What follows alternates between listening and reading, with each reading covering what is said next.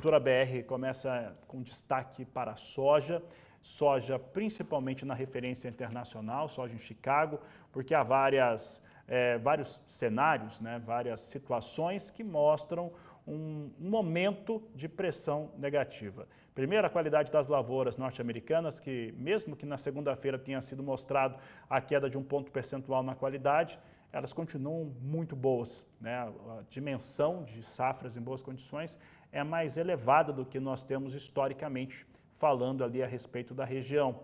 Também a expectativa de ter chuvas, inclusive começando nesse dia 31 agora, nos próximos dias, de acordo com o NOAA, deve ter chuvas em áreas produtoras dos Estados Unidos. E a demanda que parece que não tem aparecido. Tudo isso joga mercado para baixo. Vamos saber quais são os motivos, além desses, ou com estes motivos, que têm afetado os negócios com soja em Chicago. Para falar sobre este assunto, nós conversamos agora ao vivo com o Cristiano Palavro, da Pátria Agronegócios, analista de mercados. E, Cristiano, temos acompanhado um cenário, principalmente desde a semana passada, de fortes recuos para a soja em Chicago. Isso passa pelas questões que eu falei, tem também aquela questão das pequenas refinarias ali de biocombustíveis, tem outros fatores que vêm afetando os negócios com soja, mas, enfim, o fato é que a referência internacional vai recuando. Quais são os impactos dessas situações para a formação de preço internacional, principalmente quando a gente pensa na soja brasileira? Boa tarde, seja bem-vindo. Muito boa tarde, Fabiano. Prazer estar aqui novamente com vocês. Fabiano, os fatores principais para essas movimentações negativas são realmente esses fatores que você citou no começo de sua fala. Nós temos como, sem dúvida, como principal fator pressionando os preços em Chicago nesse momento, a boa evolução da safra norte-americana. Mesmo com esse corte de 1% aí nessa segunda-feira, na qualidade, no índice, né, de lavouras consideradas boas ou excelentes, o índice ainda está entre 14% e 15% superior ao mesmo período do ano passado. Então, isso deixa muito claro que a safra norte-americana é uma boa safra e que essa produtividade média, hoje projetada pelo USDA, ela pode sim ser alcançada tranquilamente, o que vai colocar ali 8, 9, 10 milhões de toneladas a mais de soja dos Estados Unidos no mercado a partir da colheita deles entre outubro e novembro. Esse, sem dúvida, é o principal fator negativo nesse momento. As previsões de curto prazo não mostram riscos significativos no radar para as lavouras americanas. Temos ali um cenário de poucas chuvas sobre o sul do país, principalmente pegando o delta do Mississippi, mas essa é uma região que, em termos de concentração de áreas, é pequena em relação ao cinturão e as planícies do noroeste do país. Então, de fato, é uma safra que está boa, está com previsões boas de produtividade. Quando a gente olha para o outro lado, não da oferta e sim da demanda, também preocupa. Depois ali de uma semana um pouco mais animadora, em meados de julho, nós já voltamos a ter vários dias sem novas indicações de vendas acima, pelo menos, de 100 mil toneladas reportadas pelo USDA. As vendas para o ano que vem somam menos de 3 milhões de toneladas ainda, até a última atualização da quinta-feira passada, e isso realmente preocupa, porque é uma soja americana que está chegando com mais volume do que o ano passado e tem uma demanda, pelo menos até o momento, menor do que na safra passada, uma combinação perfeita para impulsionar essas quedas observadas nesse momento. E, Cristiano, ainda que em algum momento, a partir de agora, tenha alguma ameaça climática nas lavouras americanas, tanto de milho quanto de soja, até porque a Pátria tem levantamentos, né, de campo nos Estados Unidos que também devem apontar para isso que eu vou falar agora. A qualidade da terra, a capacidade da terra em ter uma boa caixa d'água, um bom nível de umidade de solo ali é maior, o que acaba compensando, mesmo que tenha ali alguns veranicos, algumas situações de calor mais intenso. Esse pensamento é certo? Isso significa que Estados Unidos devem ter mesmo uma safra muito próxima ao potencial dela? Fabiano, corretíssimo. Realmente a gente teria que ter um cenário muito, muito desastroso daqui para frente para ter uma queda significativa na produtividade norte-americana. Nós, inclusive, temos alguns clientes que produzem aqui no Brasil e têm ainda áreas lá nos Estados Unidos, especialmente na região norte lá do país, que nessa semana comentaram com a gente que se cortasse totalmente a chuva daqui em diante, ainda produziriam lá 80, 90% do potencial produtivo. Então isso mostra realmente o quão os produtores de lá estão animados com a capacidade produtiva desse ano e o que já se consolidou até agora, uma safra mais adiantada também do que estava nos últimos anos, já mostra que ela vai caminhar aí para um bom potencial, mesmo que pegue aí veranicos de 15, 20 dias. Eu gosto de fazer também um paralelo com o que foi observado na última grande quebra da safra americana, que foi na safra 12-13. Lá a gente teve um período de quase 40 dias bastante quente, bastante seco, gerou uma euforia muito grande no mercado, que colocou Chicago no maior patamar histórico, né, quando ele bateu próximo dos $18 por bushel, mas naquele ano a quebra de produtividade entre o potencial inicial e o potencial final foi de 10 a 11% apenas. Então você vê, mesmo no ano que levou Chicago ao maior nível histórico, a última grande quebra da safra norte-americana, a quebra de potencial produtivo foi também pequena. Então, realmente, para a gente ter uma quebra significativa nos Estados Unidos em função de seca, é bastante complicado devido a essa boa característica dos solos do país. Cristiano, então a gente está pensando aqui que Estados Unidos vão produzir pelo menos 120 milhões de toneladas, talvez 123, como aponta o potencial de acordo com o Departamento de Agricultura norte-americano. Então, imaginando que nós vamos ver essa safra americana sendo negociada, e imaginando também que o Laninha, quando estiver em vigor, de fato, aqui na América do Sul, deve proporcionar em boa parte do Brasil, principalmente o Centro-Sul, um cenário mais positivo para a produção, com exclusão ali da parte do Nordeste e até Minas Gerais e também o Sul do Brasil, que os dois vão ficar muito secos, né, muito provavelmente com laninha, como já aconteceu anteriormente. Como é que fica essa precificação de soja e como se proteger de uma precificação bem mais baixa na safra 24-25? Olha, Fabiano, assim, eu vejo que o impacto da safra americana ele vai acontecer de forma mais significativa sobre essa ponta Chicago, né, sobre a ponta da Bolsa norte-americana.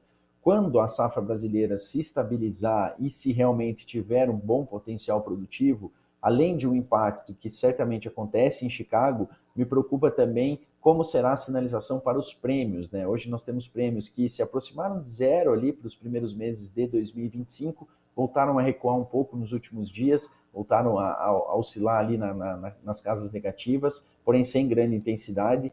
E aí, quando a safra brasileira se consolidar, o risco aos prêmios é maior, como a gente já viu aí, principalmente no ano de 2023, quando saímos de prêmios positivos ali de 40, 50 centavos de dólar por bushel para casa de menos 200, menos 300. Não que isso vá acontecer, até porque com Chicago tão baixo, é muito difícil que a gente tenha prêmios tão baixos assim aqui em solo brasileiro, mas certamente com uma safra se desenvolvendo bem por aqui, a pressão vai acontecer. Qual a alternativa que o produtor tem diante desse cenário? Eu diria que pensar com mais, digamos assim, atenção nas antecipações de vendas, né? A gente sabe que boa parte da safra, a maior parte da safra ainda está em aberto, mesmo com esse risco, os níveis de venda antecipada ainda são lentos aqui no Brasil.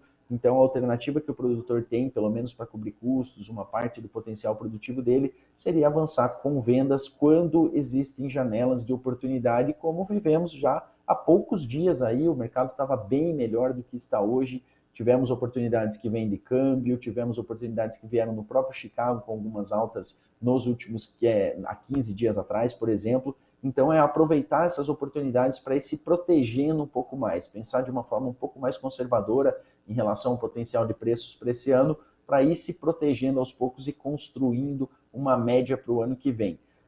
O grande risco ao mercado é que, de fato, a oferta está crescendo mais que a demanda nas projeções, temos que deixar isso muito claro, né? Isso tudo está projetado, não podemos nem cravar que um laninha vá se confirmar para o Brasil esse ano, ainda vemos maior probabilidade de uma neutralidade climática, mas mesmo uma neutralidade traz um cenário mais favorável ao Brasil, e aí o risco de uma oferta maior lá na frente é maior, e com mais oferta do que demanda, os preços podem se sentir. Cristiano, e quando a gente fala de laninha, né, nós pensamos também na Argentina, que nos períodos em que atuou, acabou quebrando bastante a campanha, né, do país vizinho. E o país vizinho tem tido algumas discussões do ponto de vista político também sobre as retenções, que são aquele tributo que eles colocam sobre diversos produtos agropecuários. Já teve um momento em que tentou se retirar, se reduziu parte dessas retenções. Essas retenções, inclusive, durante o governo da Cristina Kirchner, meio que arrebentou com a cadeia produtiva da carne bovina por lá. Então, eles têm um efeito negativo no país muito grande. Mas o que tem se falado por lá, e parece que foi uma promessa de campanha, é que ele vai, para o próximo ano, deixar de existir. Como é que essa informação tem, ou esse rumor, né, melhor dizendo, como é que esse rumor, como é que essa fofoca tem agido aí também no mercado internacional de soja?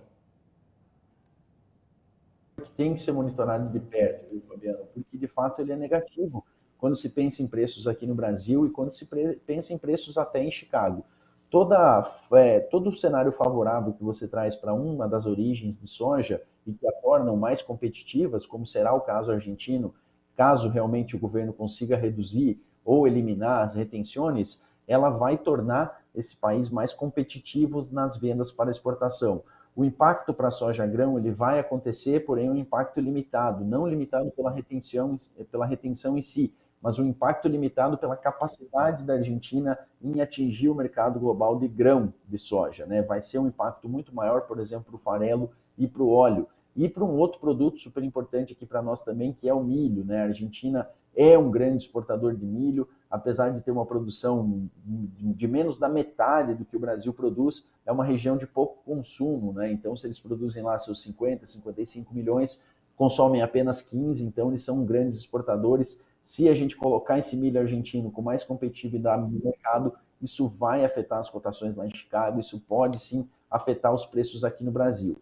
E é importante comentar, Fabiano, que o governo do Javier Milei ele tem como meta, né, realmente reduzir ou isentar os produtores dessas retenções. Porém, não é fácil que isso aconteça, e até o próprio presidente colocou isso nas recentes falas, porque o país depende muito dos dólares que são retidos no país devido a essa política. Então, de fato, é uma fonte de receita importante para o governo e que, nesse atual momento, ele não consegue abrir mão devido à crise aí desses últimos anos que já viveram, né? É uma meta de campanha, mas o próprio governo vê com dificuldade que ele consiga zerar essas tarifas. Mas, de fato, precisamos monitorar essa possibilidade ou não, porque se forem tiradas essas tarifas, o produto argentino ganha competitividade e isso é ruim para os preços em outras origens, como Estados Unidos e Brasil.